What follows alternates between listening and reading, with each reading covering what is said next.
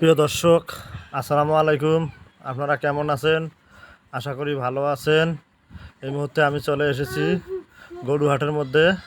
এখন আপনাদেরকে দেখাবো ছোট বড় অনেক প্রজাতির বাছুর গরু, যে গরুগুলো কিনলে আপনার খামারের জন্য অনেক লাভ হবে। প্রিয় দর্শক, আপনারা দেখতে পাচ্ছেন এখানে অনেক বকনা গরু, অনেক ষাঁড় গরু এবং বিভিন্ন জাতের গরু উঠেছে, শুধু বাছুর গরু।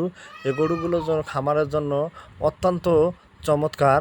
এই ছোট ছোট বাছুরগুলো কিনে যদি আপনাদের খামারে নতুন করে শুরু করেন, বা আপনার রানিং খামারেও এগুলো নতুন করে বড় করেন, বা নিয়ে যায় খামারে নতুন করে আবার খাওয়া দাওয়া দিয়ে লালন পালন করে বড় করেন, তাহলে এখান থেকে আপনাদের অনেক বেনিফিট আসার সম্ভাবনা আছে এবং 100% আপনাদের খামারে লাভ হবে।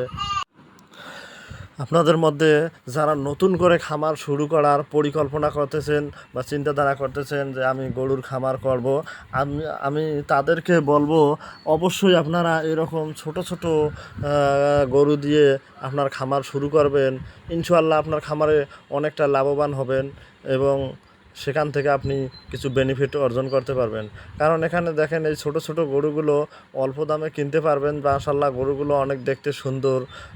এই গরুগুলো দিয়ে আপনার খামার যখন শুরু করবেন, তখন আপনার খামারে একটা বিষয়ে আপনি বুঝতে পারবেন যে আপনার ক্যাশ লাগলো কম, আপনার ইনভেস্ট কম, অল্প টাকায় অনেক কয়েকটা গরু কিনতে পারবেন।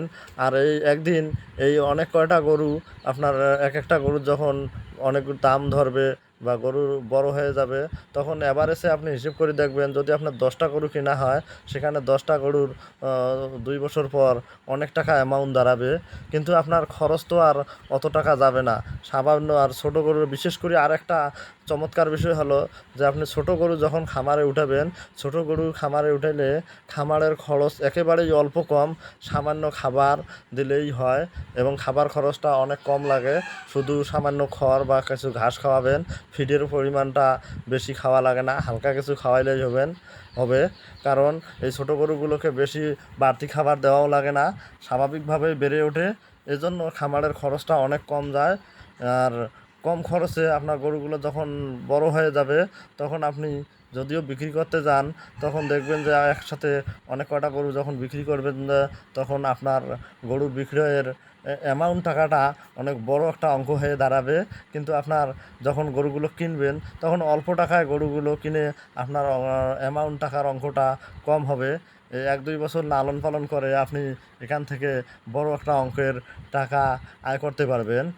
এবং এর পাশাপাশি আপনি যদি চিন্তা করেন যে আমি এগুলোকে নিজের জাত উন্নয়নের জন্য বা বাছুর বৃদ্ধির জন্য, বাছুর প্রোডাকশনের জন্য লালন পালন করব, সেক্ষেত্রেও আপনি দেখবেন যে আপনার 1-2 বছর পর গরুটাও বড় হইলো, সেখানেও লাভ হইলো, সেখানেও অনেক আর্থিকভাবে আপনার অনেক টাকা একটা অ্যামাউন্ট দাঁড়াবে বড় অঙ্কের।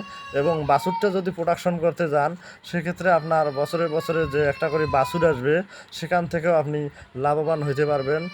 এই দিক দিয়ে দুই দিকেই আপনি